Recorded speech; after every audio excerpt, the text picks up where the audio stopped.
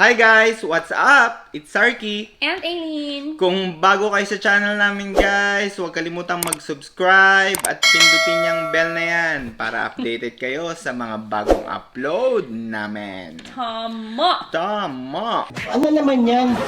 Alright, so before we begin with our topic for today, let's do our Shout out! shout out! Shout Ding, out! ding, may ganon. Ayos, ha? So, hi to... Sherwin, Kat, and family. Yeah, so, si Kate, si Josh, and si Kobe, yung anak nila. Hi, kids! And hi to Jonathan Raven Bendoy. Hi, Jonathan. Who else? And to Ray Juan Corey Jr. Hi, paring Ray. So, I hope you guys are all safe out there and you are all in a good health. Kung gusto nyong ma-shoutout sa mga next videos namin guys, just comment down below. Okay? Wow, Charlotte, talaga nag-level up si Sarky. Talaga? Bongga. Okay, so, our topic for today is all about study permit application. Do it yourself or DIY. diskarteng DIY tayo ngayon. So, Yep. this is gonna be the first video of some more videos to follow when it comes to do-it-yourself application for study permit. So, we will start with the basic, right? So, the basic DIY. This is gonna be quick. Walang masyadong explanation. And this is what I did. So, it doesn't mean that it's gonna be applicable to you. And this is just a basic guideline. So, you still have to filter it and make sure that the things that I'm gonna say is something that is applicable to your situation. Tama. Okay?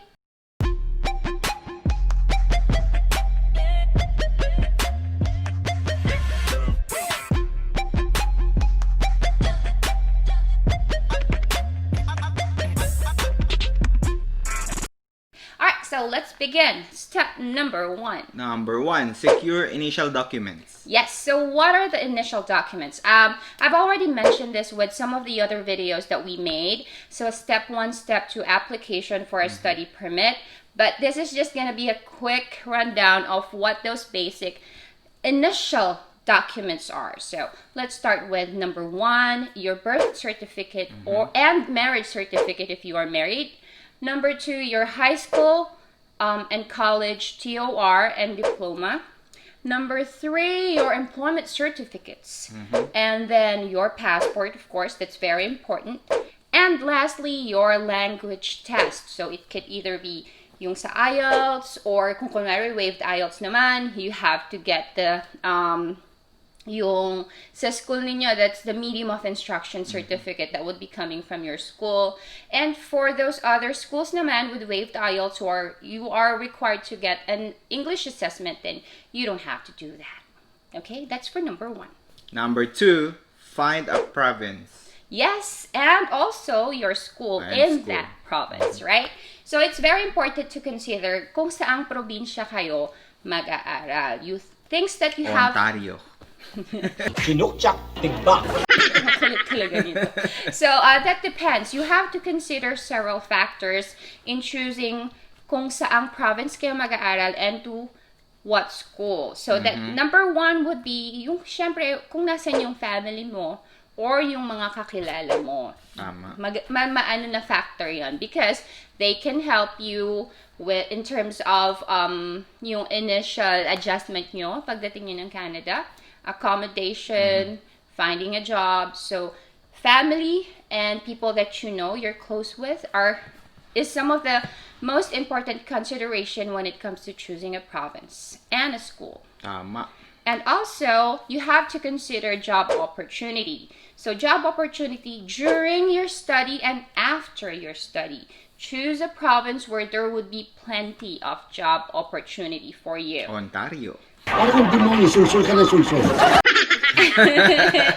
And the most important thing that you have to consider would be your PR pathway sa province na yon. That's the very important factor that you have to consider because that's the reason why we are all here spending our millions is that so at the end of this struggle, of this journey, we would get our permanent resident card. Yeah? Tama. And also, another thing that you have to consider in choosing a school naman after the province. So number one would be, Tuition. of course, tuition. Mahal ang tuition dito, guys. Yes, we all know that the tuition for international students is times 3 of what permanent residents and citizens of Canada are paying for. So that's why it is very practical for us to choose which school would offer the lowest tuition for us. And then number 2 that you have to consider when it comes to choosing a school would be, Program availability. of course, you cannot just choose a school if your chosen program is not available din sa kanila, regardless if it has a very low tuition. So choose a school with the program availability of your choice. Tama. What else? DLI. DLI, or Designated Learning Institute. So that information you can get from the CIC website, so that you know if the school that you're researching about is a DLI. Why is it important for us to know that the school is a Designated Learning Institute? It is because it means that if it's a DLI, eligible kayo for postgraduate work permit. And that is very, very important for us international students. Why? Because that is how we're going to earn our Canadian experience in order for us to apply for PR, of course. Tama. Okay, so that is step number 2. Let's go to step number 3. 3. Secure your LOA. Secure your letter of acceptance. So that is after you're done with your research, you know where to go to, you know what school you'd want to attend to, then you'd have to secure your LOA, and you would need your initial documents, which is on step number 1, to submit in order for you to secure that document. Tama. Okay, Step number 4. 4. Prepare your statement of purpose. Yes. SOP, That guys. is your SOP that would make or break your application. So it's very, very important that your SOP is very detailed and also very personal. Kasi there's always... Dramahan nyo ng Yes. matindi. Yung nakakaiyak, ganun. No, well, there has been, I mean, there are a lot of SOPs out there that you can get an idea from, but it doesn't mean, again, that what's applicable to other people is also applicable to you. So you have to make sure that the SOP that you will be doing is something that is personal, you know, that is hindi siya very generic. Kasi si VO has been reading a lot, hundreds and thousands of SOPs, and most probably they've read everything. So make sure that your SOP is something that is in relation to you, what you want to do. So the things that you have to consider when making your SOPs, and we're going to be making a more detailed video about this. So number 1 would be... Brief background about yourself. Yes, you have to put in a brief background about yourself. Please don't make it a history of 10 years. Make it short. Something that is like current. Like kung ano yung magiging connection ng ano yung background nyo ngayon sa pagpunta nyo sa Canada. So make it very, very brief.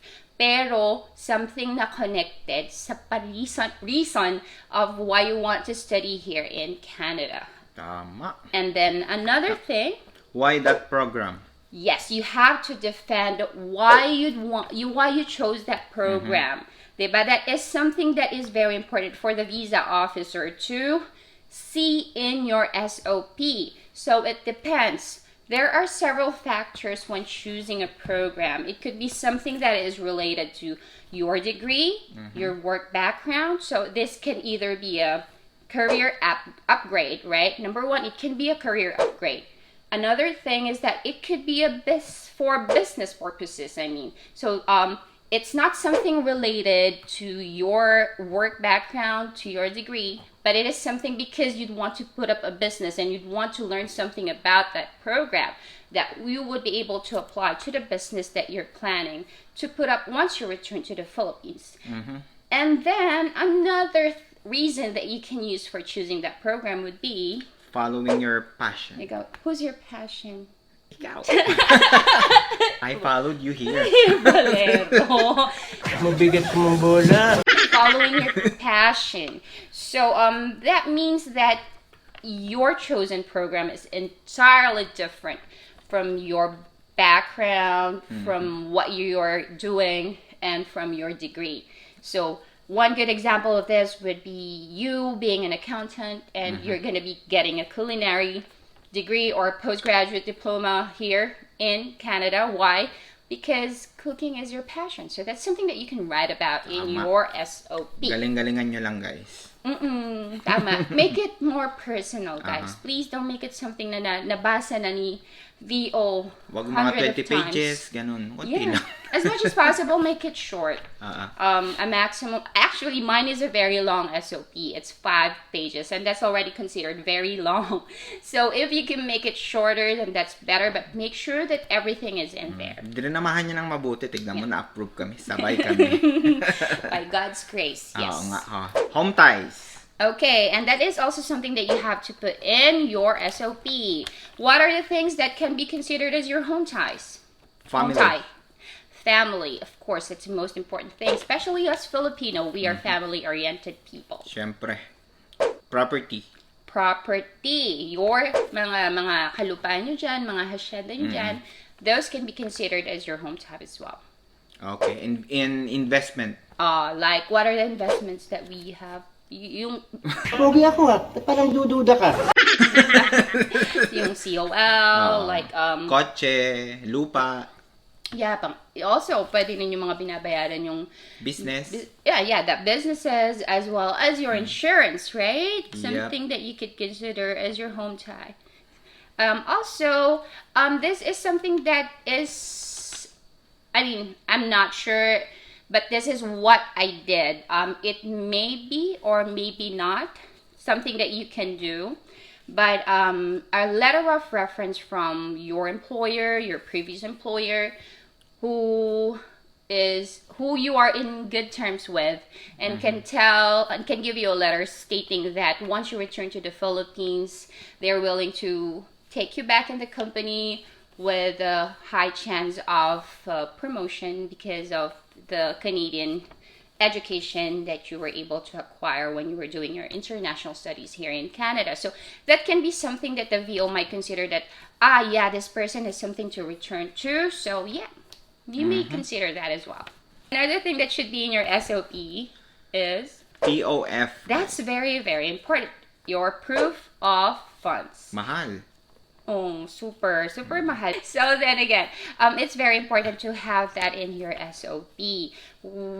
How much money you have, where did you get the money from, and then if ever you're going to be having a sponsor for your proof of funds as well. So the things that you have to consider when making an SOP and with a proof of fund part is that you should at least be prepared with 1 year tuition, because it can be very hard especially for people who would be coming here as single applicants with no OWP.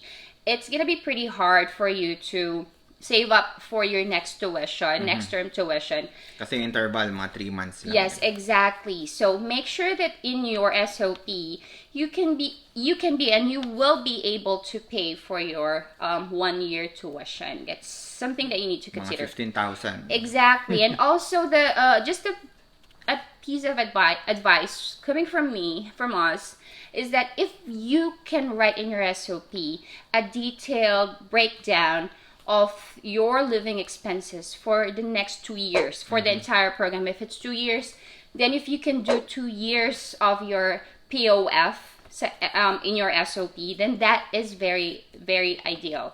Because then you could tell it's like telling the visa officer that, hey, regardless if I don't have work, regardless of whatever challenges I may face, difficulties when I get to Canada, everything is secured because I've prepared 2 years of living expenses while I'm studying. So that is the most ideal situation you can be in. But according to CIC naman, the basic is that it's just 1 year tuition and 1 year living expenses.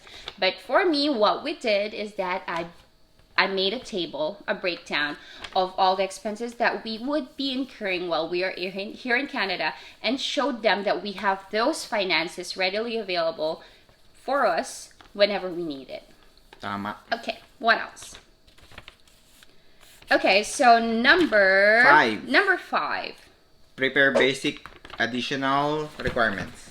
Okay, so magkaiba yung initial requirement. That is the the documents that you need for securing your LOA from your chosen school. So this additional basic, this is basic. I'm not saying that this is the entire document that you have to submit for lodging your application. So this is the basic additional documents that you'd be needing for your DIY application. Haba. Okay, so number one, LOA. your LOA, of Yep. course.